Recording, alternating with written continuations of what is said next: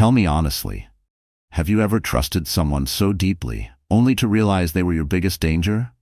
What would you do if the person you loved most turned into your greatest nightmare? Stay with me, because this story will break your heart and open your eyes. Please like, share, and subscribe. The night was supposed to be quiet, peaceful, just another evening inside the Carter mansion. Yet what happened within those walls would soon become a headline.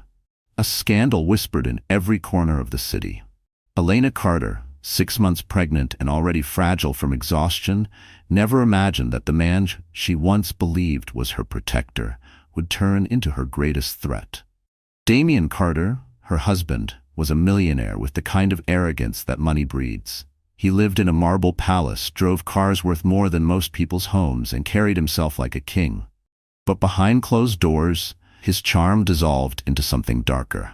That night, Elena discovered just how dangerous his temper could be. The fight began over something small, as it usually did. Elena had asked Damien to come home earlier to help her prepare for the baby.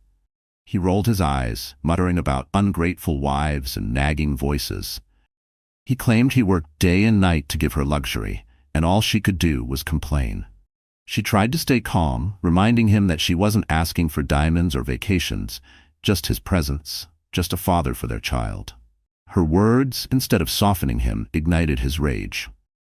Damien grabbed the thick leather-bound novel resting on the coffee table, a book he had been flaunting as part of his intellectual image. Without hesitation, he hurled it across the room. The sound was brutal.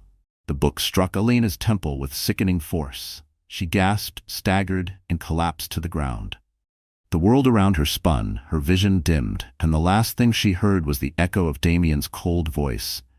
Pathetic. The maid screamed. Guests in the hallway rushed into the living room. They saw Elena on the floor, unconscious, her hand still clutching her swollen belly. Someone dialed 911 with trembling fingers. Damien, instead of showing remorse, barked orders to everyone else. Don't exaggerate. She's fine. Just a faint. Stay out of this. But nothing could hide the horror on his face when Elena failed to wake. Minutes later, paramedics burst through the mansion doors. They lifted Elena onto a stretcher, her pale face framed by strands of dark hair. Blood trickled near her hairline, where the book had hit. The baby's heartbeat had to be checked immediately. Time was running out. Damien followed, but only to protect his reputation, not out of love. He muttered about paparazzi, about what investors might say if this story leaked. To him, Elena was no longer a wife, but a liability. At the hospital, doctors worked quickly. The diagnosis was clear: concussion. Elena would need monitoring, rest, and protection from further stress. For a pregnant woman, the risk was doubled. The slightest shock could affect both mother and child. That's when Margaret Lewis arrived. Dr. Hat. Margaret Lewis was not just Elena's mother. She was one of the city's most respected neurologists. Her reputation in medicine was legendary. Calm, brilliant, relentless in pursuit of justice, she had spent decades protecting patients from the devastation of brain injuries.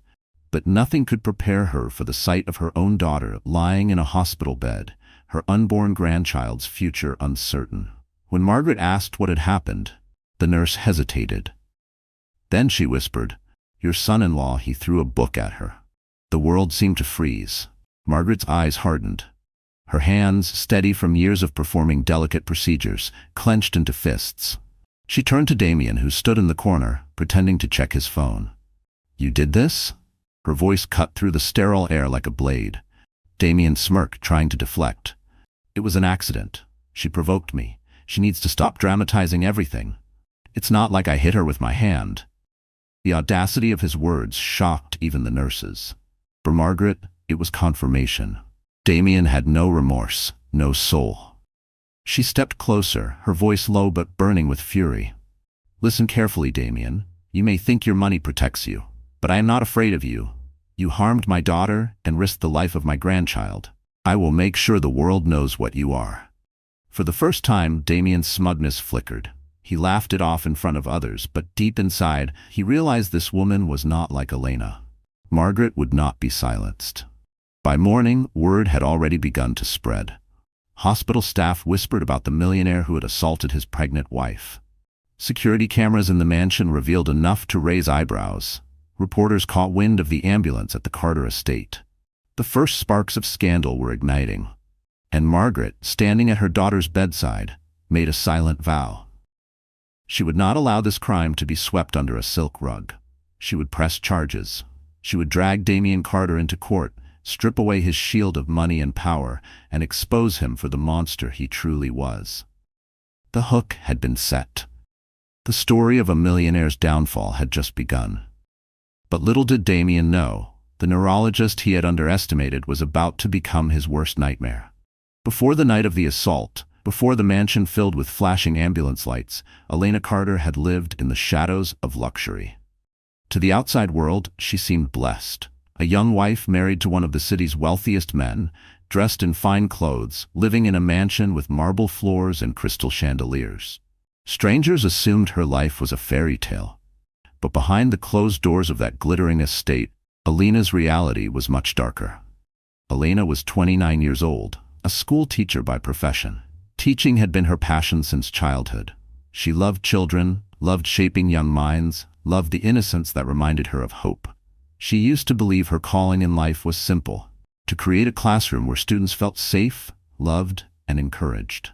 When she stood in front of a chalkboard, marker in hand, she felt alive. But everything changed when she met Damien Carter. He was charming at first, as men like him always are. Their first meeting had been at a charity fundraiser hosted by the city's elite. Elena had attended as a guest of a fellow teacher whose aunt worked at the event. She had felt out of place among the diamonds and designer gowns, her simple navy dress borrowed from a friend. Yet it was there, under the glitter of chandeliers, that Damien spotted her. He approached her with confidence, his tuxedo perfectly tailored, his smile smooth enough to melt walls. "You don't belong here," he said with a chuckle. "And I mean that as a compliment. Everyone else is pretending. You look real." She blushed, not used to being the center of attention. Damien leaned into that innocence, weaving stories of his hard-working rise, claiming he admired her simplicity. Within weeks, he swept her into his world. He sent flowers to her classroom, whisked her away to dinners at restaurants she had only read about, and whispered promises of forever. For a girl who had lost her father early and grown up watching her mother, Dr. Margaret Lewis, work day and night at the hospital, Damien seemed like a dream. For the first time, Elena felt chosen, cherished. 6 months later, they married. At first, married life was sweet. Damien showered her with gifts, jewelry boxes, designer dresses, trips abroad. Elena didn't care for the diamonds. She cared for the moments when she thought she had found love. She would cook him dinner, wait for him to come home, and dream about the family they would build together. But as months turned into years, the mask began to slip. Damien's temper was sharp. Small disagreements became shouting matches. He belittled her dreams, telling her teaching was a hobby for women who couldn't handle real ambition. He demanded she quit her job, claiming no wife of his should work like a servant. Against her will, Elena left the classroom. The chalkboard she once loved became a memory. Her life narrowed to the mansion, the garden, and the endless, suffocating silence of wealth. When Elena discovered she was pregnant, her heart filled with fragile joy. She thought maybe, just maybe, the baby would soften Damien. Maybe fatherhood would remind him of love, of gentleness. For a few weeks, she saw glimpses of the man she had fallen for. He touched her belly with awe, promised to build the perfect nursery. Even boasted to his business partners about becoming a father. But the tenderness didn't last. As her belly grew, so did his irritation. He complained about her weight, about her slower pace, about the medical bills. He stayed out late, whispered on the phone, and brushed off her questions with coldness. Elena suspected another woman, but she had no proof.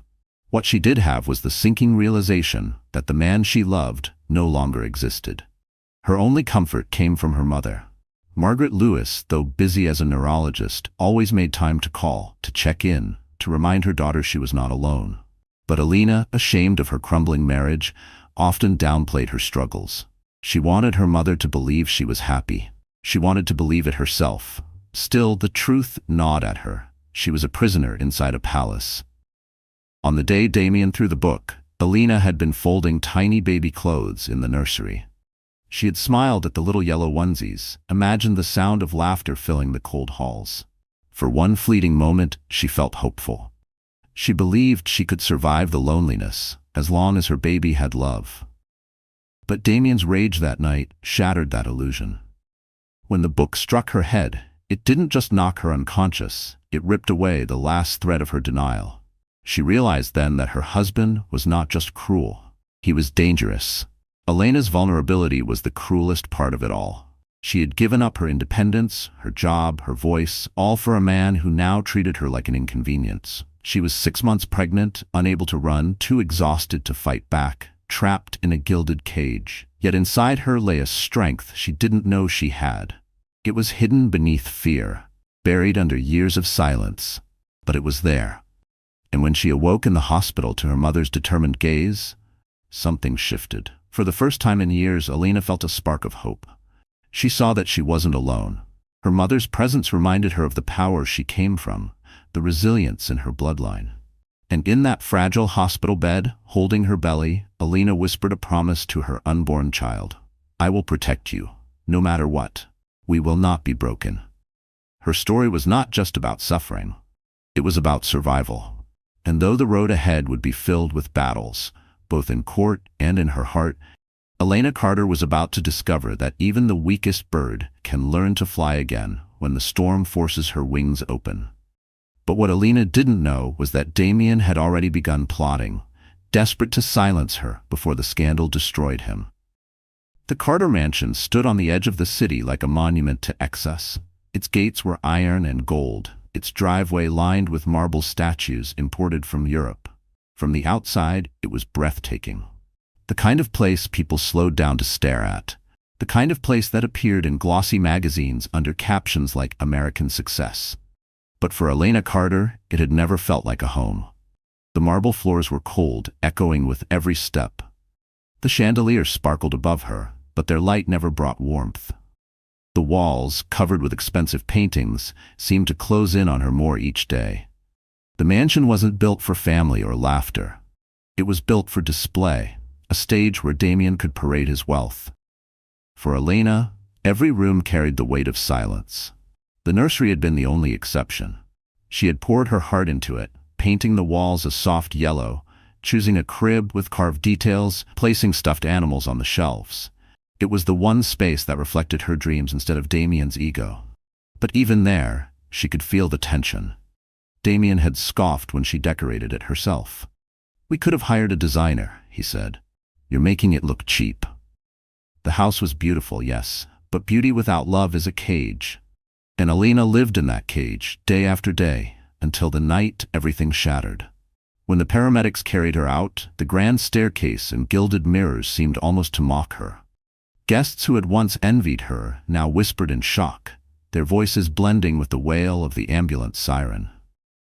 That mansion, which had looked so perfect from the street, was now marked by scandal. The hospital was another world entirely.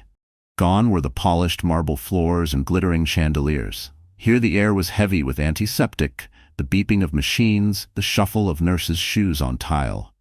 Yet, oddly, it felt more like home to Elena than the mansion ever had. The nurses treated her with kindness. Doctors spoke to her as a person, not an accessory. For the first time in a long while, she was surrounded by people who cared about her well-being. Her hospital room was small, with beige walls and fluorescent lights that hummed faintly, but to Elena, it was a sanctuary. It was here that she felt her baby kick, reminding her she was still alive, still fighting. It was here that her mother sat beside her, holding her hand, refusing to leave her side. The hospital became a symbol, not of weakness but of survival. Yet even there, the shadow of Damien lingered. He visited once, striding in with his suit still crisp, acting as though nothing had happened. "We'll keep this quiet," he said in a low voice, his eyes scanning the room as if cameras might appear. "You'll tell them it was an accident. No one needs to know. Think about the baby, Elena. Scandal isn't good for children." Elena turned her face away. For the first time, she didn't argue or cry. She simply let the silence hang heavy between them. Damien left in frustration, muttering about lawyers and business meetings. That was the last time he came to the hospital. From then on, the courtroom became the next stage. It wasn't long before Margaret Lewis, Elena's mother, filed charges. The courthouse was an imposing building in the heart of downtown with gray stone columns that seemed to touch the sky. Reporters crowded the steps, microphones raised like weapons, waiting for a glimpse of the millionaire accused of assaulting his pregnant wife. Inside, the atmosphere was electric. The courtroom smelled faintly of polished wood and old paper. Every seat was filled. Journalists scribbling notes, curious onlookers leaning forward, even members of high society who came not for justice, but for gossip. The judge sat at the bench with a stern face, her gavel ready to strike at the slightest disruption. On one side sat Elena, pale but dignified, her belly a visible reminder of the stakes. Her mother sat beside her, radiating calm fury, her medical expertise lending weight to the charges. On the other side sat Damien, flanked by expensive lawyers in sharp suits. He wore his arrogance like armor, smirking as if the whole process were beneath him. The contrast was striking. Elena, the woman once seen as fragile, now appeared strong in her silence. Damien, the man once admired, now looked small beneath the weight of his own actions. The setting of the courtroom carried its own kind of drama. Every creak of a chair, every shuffle of papers, every murmur from the crowd seemed to magnify the tension. When the prosecutor described how Damien had thrown the book, people gasped. When Margaret took the stand, explaining in precise medical terms the danger of a concussion during pregnancy, the room went silent. Even the walls seemed to listen. The courtroom became more than a place of law. It became a theater where truth and lies battled under the eyes of the public. For Elena, it was terrifying, but also liberating. Here she was no longer locked inside a mansion. Here she could finally speak, finally be heard. The three settings, the mansion, the hospital, and the courtroom, were not just places, they were symbols. The mansion represented the prison of wealth and appearances. The hospital represented survival and the beginning of healing. And the courtroom represented justice, the battleground where power would be stripped and truth would rise.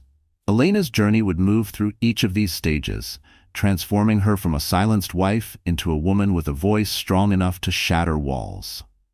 But as the first hearing ended, a chilling rumor spread.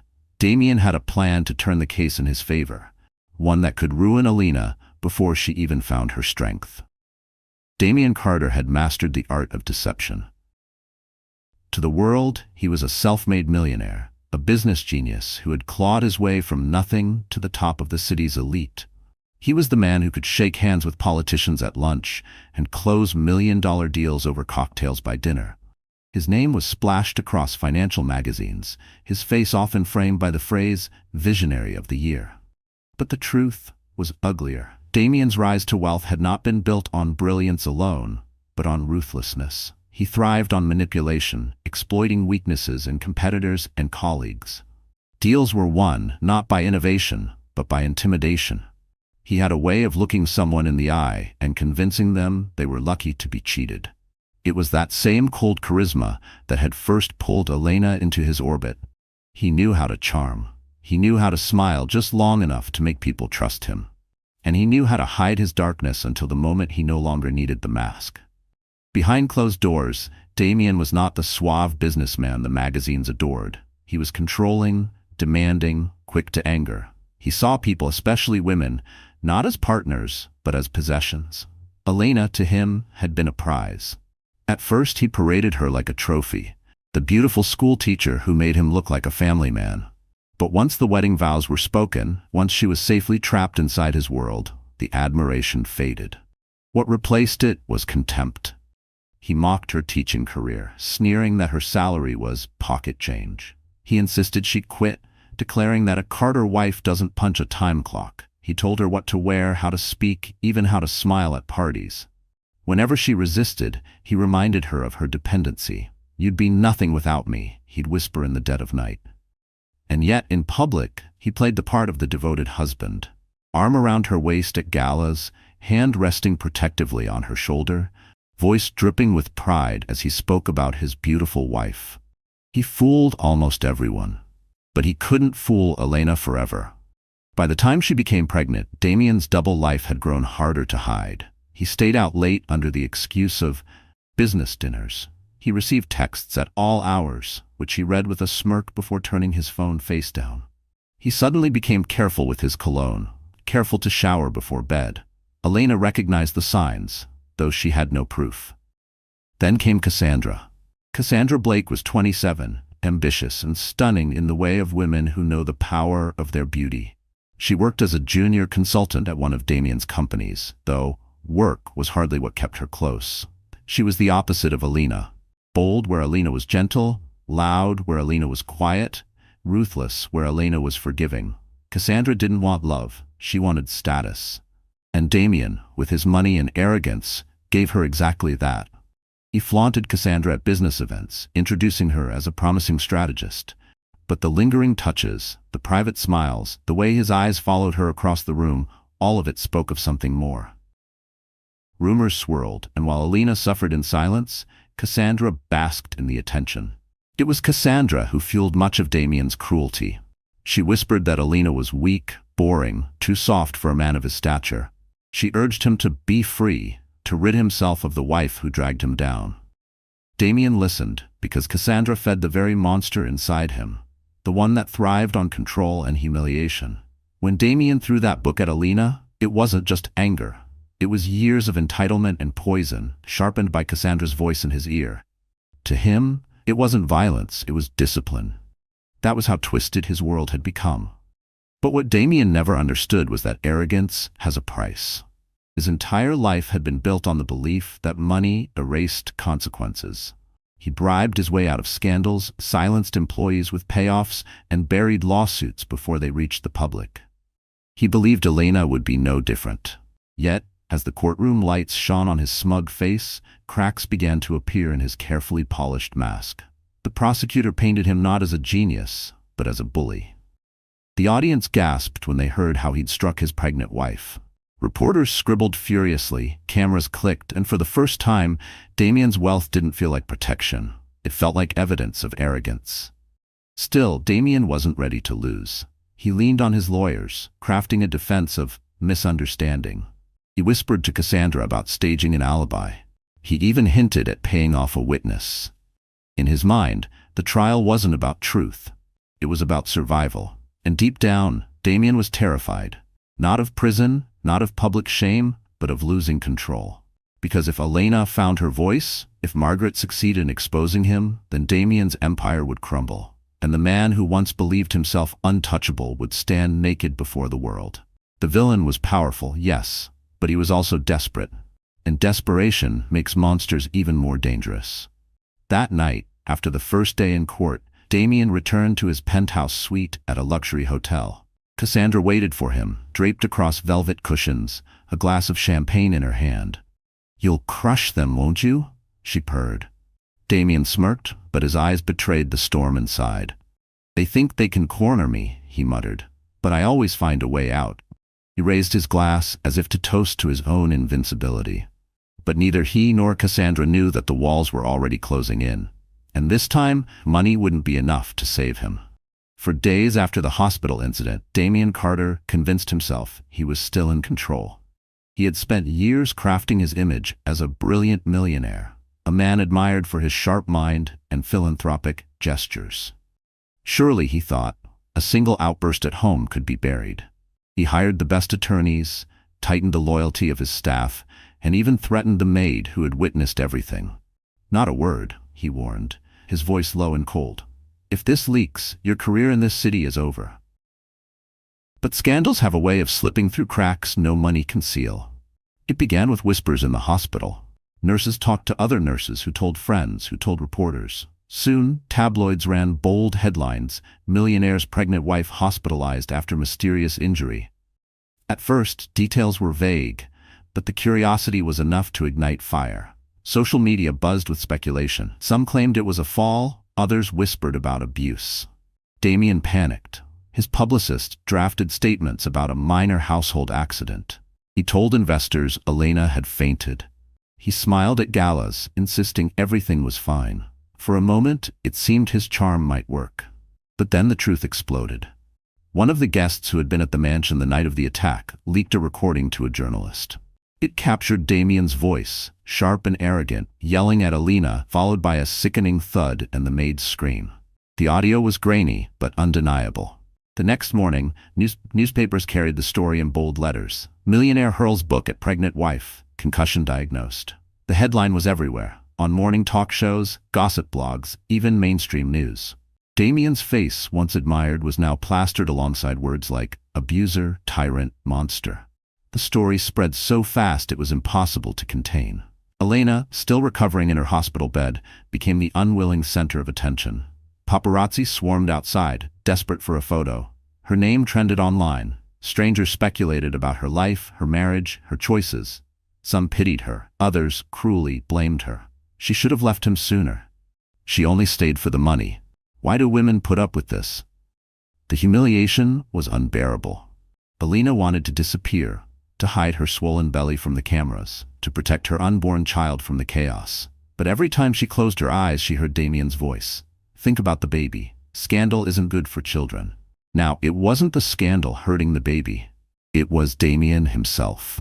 Her mother, Margaret Lewis, stood firm. She issued her own statement, calm and direct, speaking not only as a mother, but as a neurologist.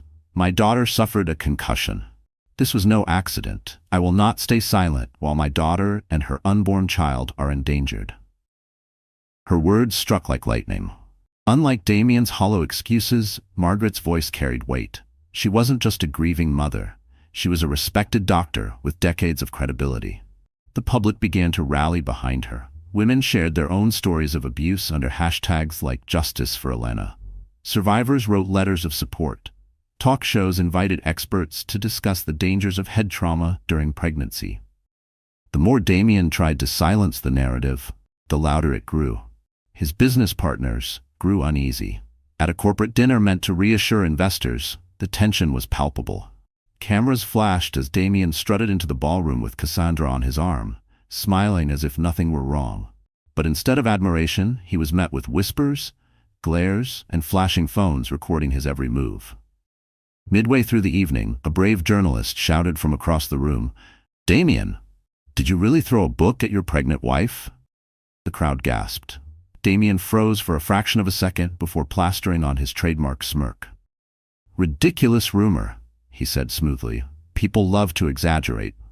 But the damage was done.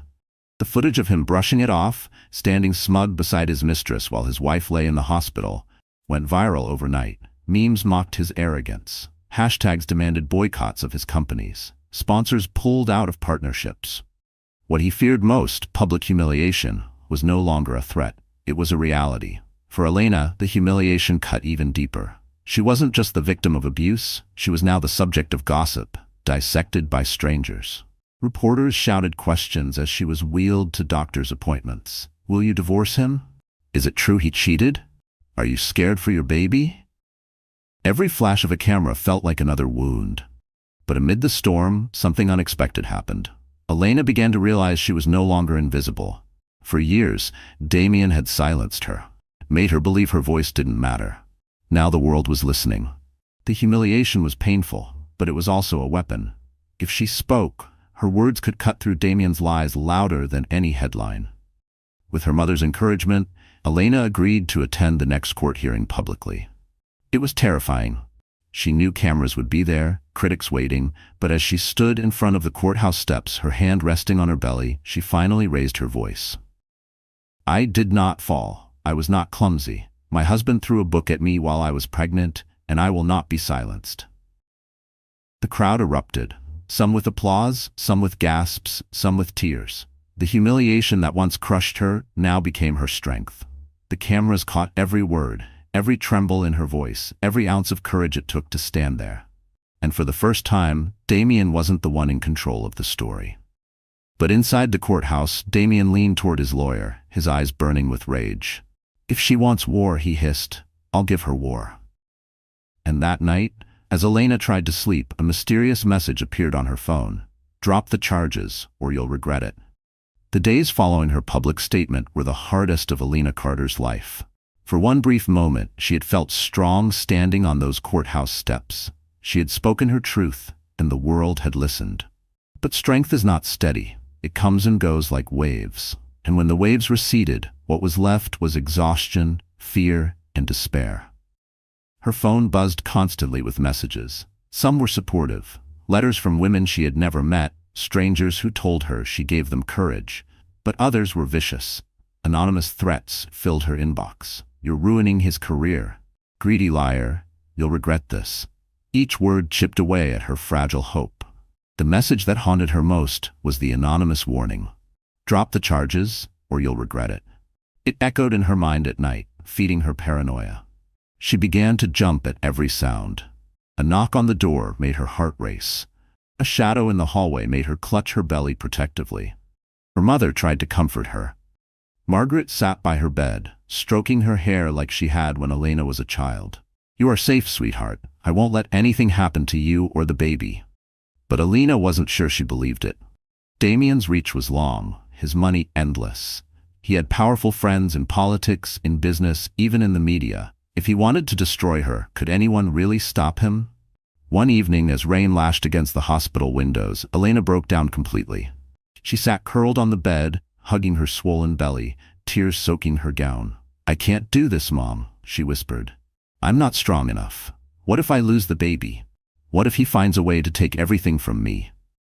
Margaret knelt beside her, gripping her hands. "Listen to me, Elena. You are stronger than you think. You survived that night.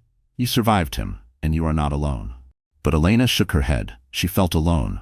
Terribly, unbearably alone. The weight of the humiliation pressed down on her chest. Everywhere she turned, she saw reminders of what she had lost. Her teaching job, her marriage, her privacy, her peace. Even her pregnancy, once a source of joy, now felt overshadowed by fear. She worried constantly. What if the stress harmed the baby? What if the concussion had left unseen damage? Every doctor's appointment was a battle against dread. The nights were the worst. When the hospital quieted, when the lights dimmed, memories attacked her. She replayed the moment Damien hurled the book, the sickening sound of it hitting her skull, the way the room had spun. Sometimes she woke gasping, convinced she was still on that cold marble floor. One night, unable to sleep, she wandered into the hospital chapel. It was empty, lit only by a single flickering candle. She sank into a pew, clasped her hands, and whispered through tears, "Please, give me strength, not for me, but for my baby. I don't know how to go on." Her sobs filled the silence. She didn't notice the nurse who paused at the doorway, wiping her own eyes before quietly leaving. The breakdown spread beyond Elena's mind. Her body began to falter too. One afternoon, during a checkup, her blood pressure spiked dangerously. The doctor warned her that stress could trigger early labor. "You need peace," he said gently. "You need to protect yourself from further trauma." But how could she find peace when her husband waged war against her? Meanwhile, Damien escalated his attacks. Through his lawyers, he painted Elena as unstable. "She's emotional. She's exaggerating. Pregnancy hormones, you know how it is," one of his attorneys sneered on live television. Cassandra, his mistress, fueled the fire with social media posts mocking Elena's sob story. The cruelty spread like poison. Strangers repeated Damien's lies, calling Elena dramatic, calling her weak. The isolation deepened. There was a moment, late one night, when despair nearly broke her completely. She sat on the hospital balcony, rain misting her skin, staring down at the dark streets below. For the briefest second, she wondered if the world would be better off without her. If her baby would be safer with her mother, far from the chaos Damien had created. But then the baby kicked. The tiny, undeniable reminder of life inside her jolted her back from the edge. She placed her trembling hands on her belly and whispered, "I'm sorry. I can't give up. I can't leave you." The tears that followed were different, not only of despair, but of release. She realized that her pain wasn't just hers anymore. She carried a child, and with that came a responsibility bigger than fear. Her breakdown was not the end. It was the bottom of the pit, the darkest night before dawn. And as she lay back down in bed, exhausted but still breathing, she began to understand something her mother had been trying to tell her all along. Strength isn't about never falling. It's about rising after the fall. Still, the darkness hadn't vanished. Damien was relentless. The threats grew sharper.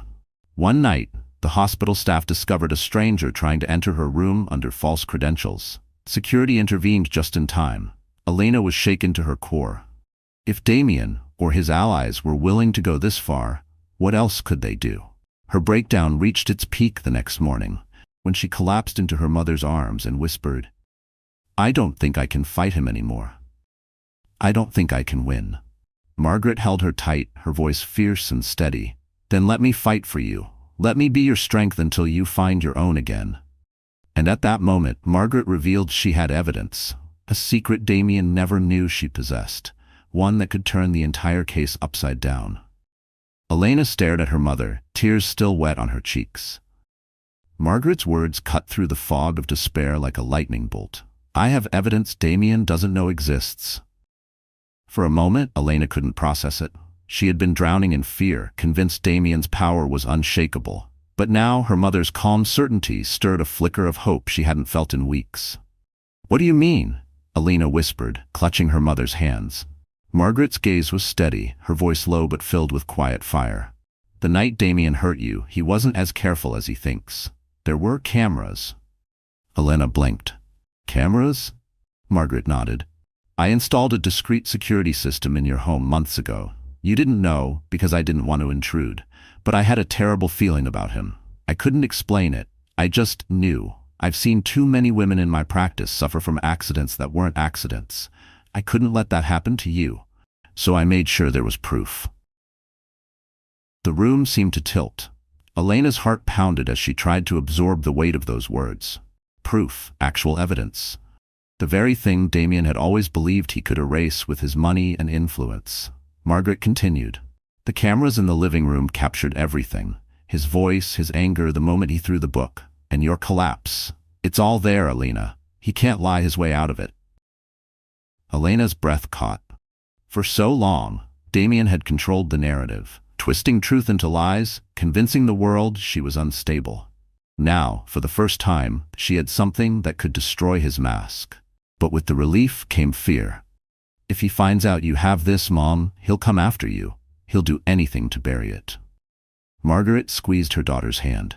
"Let him try. I've faced men like him in the courtroom before. Bullies always believe they're untouchable. But evidence is a weapon even the powerful cannot always crush." The next day, Margaret met privately with the prosecutor. She handed over the footage, a USB drive that seemed to glow with the weight of justice. The prosecutor's eyes widened as he watched, the audio filling the small office. Damien's voice sharp with cruelty, the thud of the book, Elena's gasp of pain, the maid's horrified scream. "This," the prosecutor said, his voice trembling slightly, "changes everything." Word of the evidence spread quickly among the legal team. Damien's lawyers scrambled when they heard whispers of video proof. They demanded disclosure, already preparing strategies to discredit it. But Margaret had made sure the chain of custody was airtight. The evidence was clean, indisputable. The twist hit the media like an earthquake. When the story leaked that there was video proof of the assault, public opinion shifted violently. Where there had once been doubt, there was now outrage. Hashtags turned into movements. Protesters gathered outside Damien's office building, chanting for justice. Sponsors and investors fled in droves. For Damien, the revelation was a nightmare. He had always believed money could bury truth, but now truth had clawed its way to the surface, sharp and undeniable. His arrogance cracked. Behind closed doors, he raged, smashing glasses, yelling at Cassandra, threatening his own legal team. "Find a way to make it disappear," he shouted. But even his most loyal allies began to abandon him. No one wanted to sink with a ship so obviously doomed. Elena, for the first time, began to feel the tide turning. The humiliation she had endured was no longer her shame, it was his. She wasn't the fragile wife anymore. She was the woman who had survived and stood strong enough to expose him. Still, victory was not assured. Damien was cornered, and cornered men are dangerous. His lawyers filed motions to suppress the video, arguing it was an invasion of privacy. Cassandra began a smear campaign online, spreading lies about Elena's mental health. Rumors swirled about bribed witnesses, about judges being pressured. Margaret warned her daughter, "We've wounded him, but that makes him more unpredictable. He won't go down quietly." And she was right. One evening, as Elena rested in her hospital room, her phone buzzed with a new message. This time it wasn't anonymous. It was from Damien. The text was chilling in its simplicity. "Play that video in court, and you'll never see me again. Neither will the baby." Elena's hands shook as she read it. Fear returned like a storm, crashing against the fragile hope she had built. She showed the phone to her mother, who paled but remained calm. "We'll show this to the prosecutor," Margaret said firmly. "Threats like this only prove his guilt. He's digging his own grave." But Elena couldn't shake the terror. Damien wasn't just a bully. He was desperate now. And desperation made him dangerous. That night, Elena dreamed of running down endless hallways, her baby crying somewhere in the distance, Damien's shadow always just behind her. She woke in a sweat, clutching her belly, whispering promises of safety. The twist had given her a weapon, but it had also escalated the war. Damien knew he was losing, and he would not go quietly. And as the trial date approached, a shocking new witness stepped forward, someone from Damien's inner circle, ready to testify against him. But whose side were they really on? The night she received Damien's threatening text, Elena felt the familiar pull of despair. For hours she sat in silence, staring at the glow of her phone screen, the words etched into her mind like a scar. "Play that video in court, and you'll never see me again. Neither will the baby." Her old self would have collapsed under the weight of it, trembling, retreating into fear. But something had changed. The breakdown she had suffered had stripped her to the core. And in that vulnerable place, she had found a new truth. Survival was no longer enough. She couldn't just endure Damien. She had to defeat him.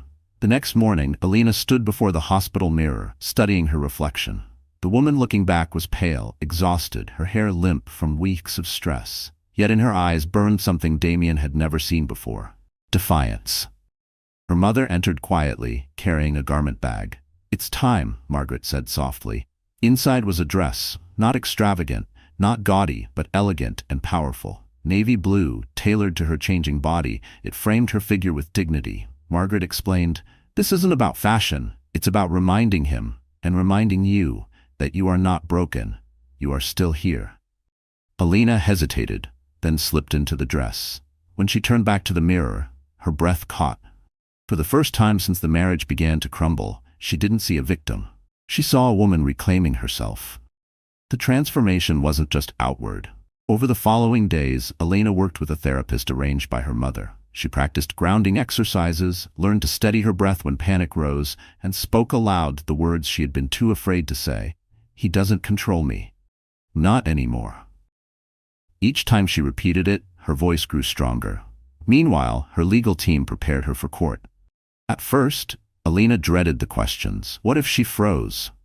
What if Damien's lawyers twisted her words? But with practice, she began to hold her ground.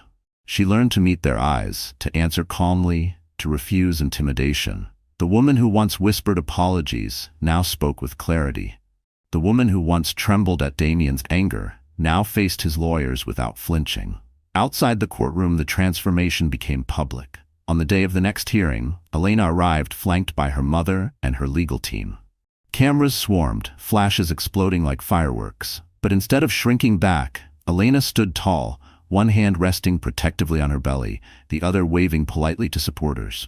Reporters shouted questions. For the first time, Elena didn't hide. She looked directly at them and said, "I am here to seek justice, not just for myself, but for every woman who has been silenced." The clip went viral within hours. Social media, once filled with doubt and cruelty, now overflowed with admiration. Women called her brave. Men called her strong. Survivors called her an inspiration. Elena's transformation wasn't just about her. It was becoming a movement. Inside the courtroom, Damien saw it too. He sat at the defendant's table, his jaw tight, watching the wife he once controlled now command the room. Her navy dress, her steady posture, her unwavering gaze, all of it infuriated him. He leaned toward Cassandra, whispering through clenched teeth, "She thinks this makes her powerful. She has no idea what's coming." But for the first time, Damien's words rang hollow, even to himself. The power was slipping.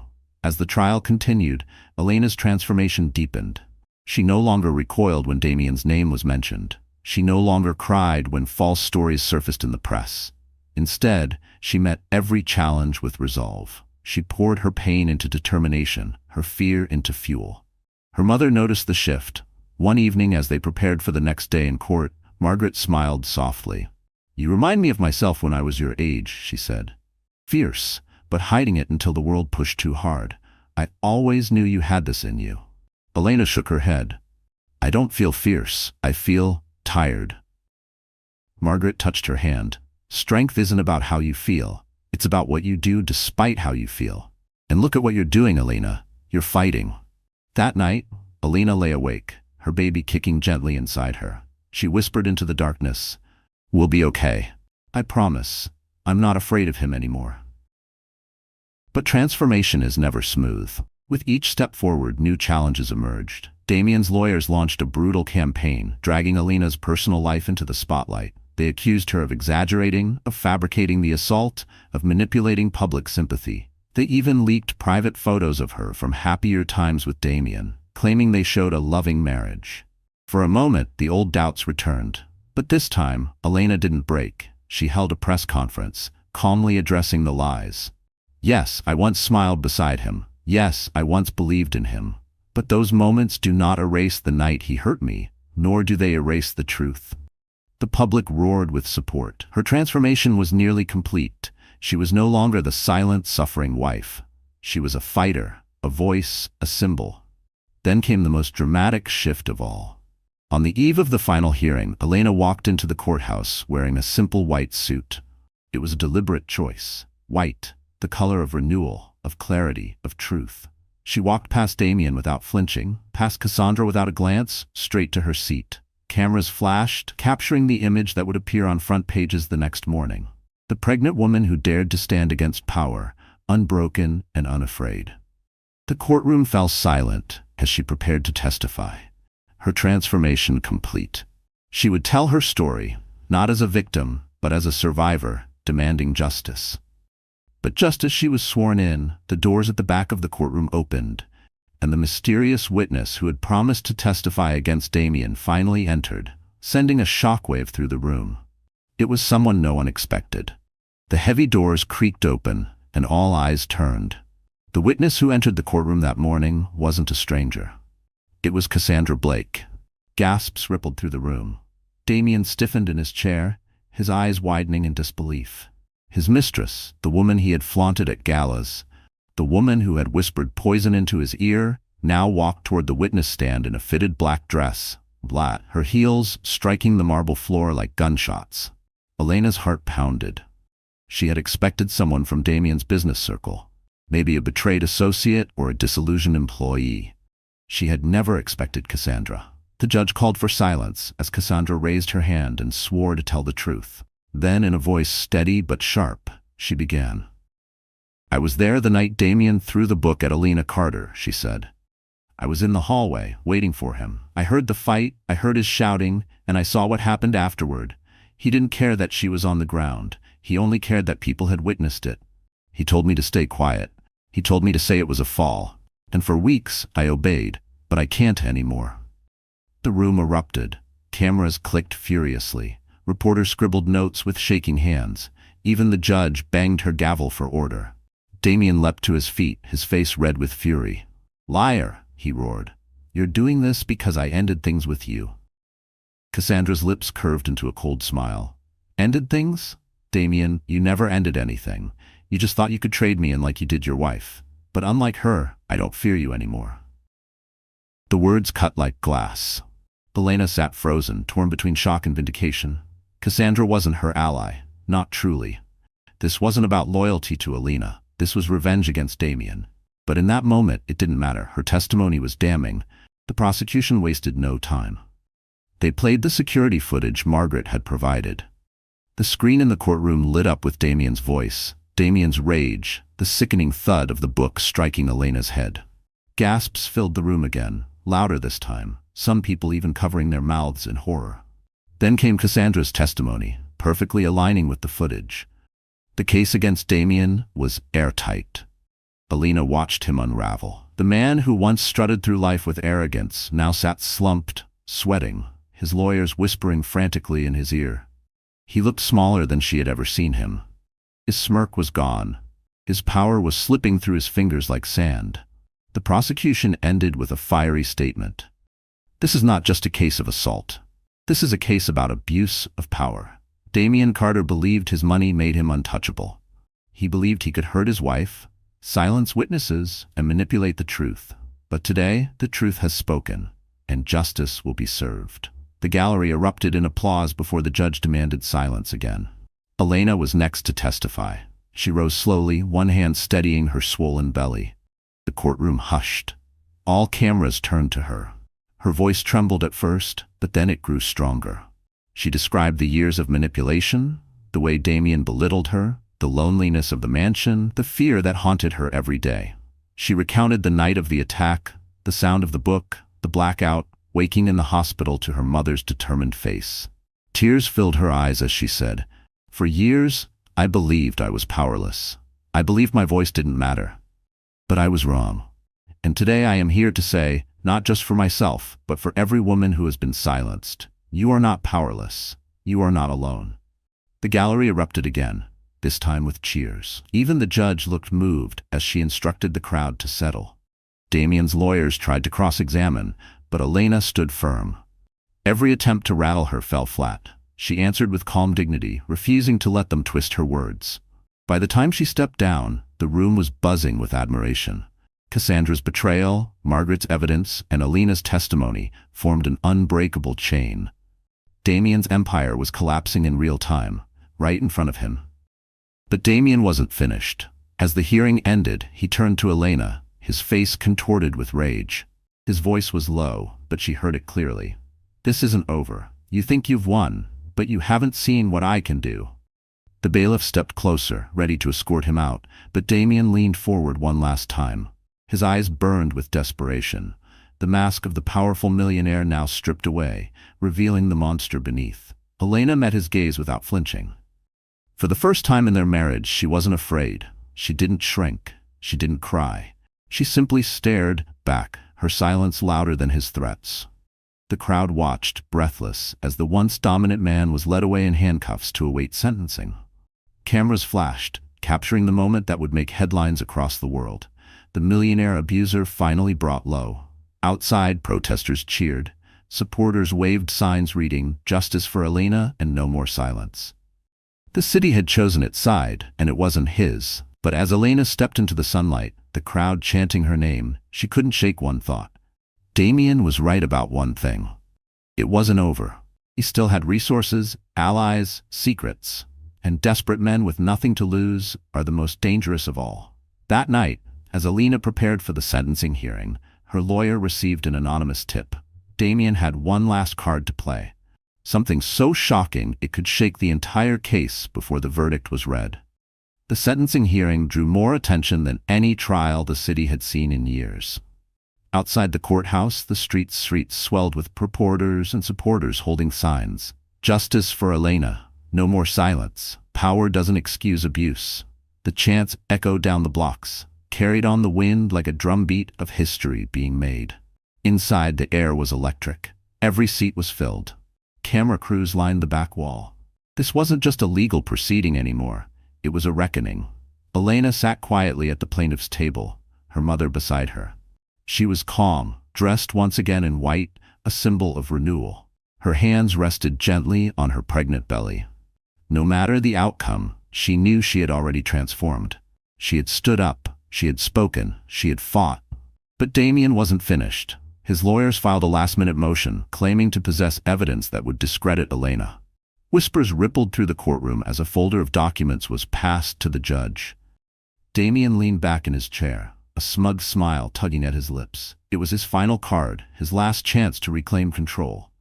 The judge flipped through the papers, her expression unreadable.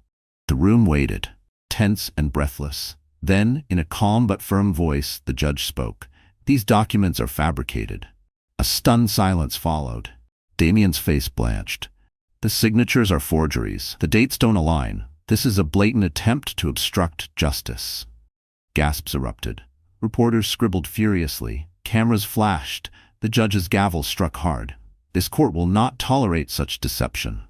Elena's lawyer rose immediately. "Your Honor, this proves once again that Mr. Carter believes he is above the law.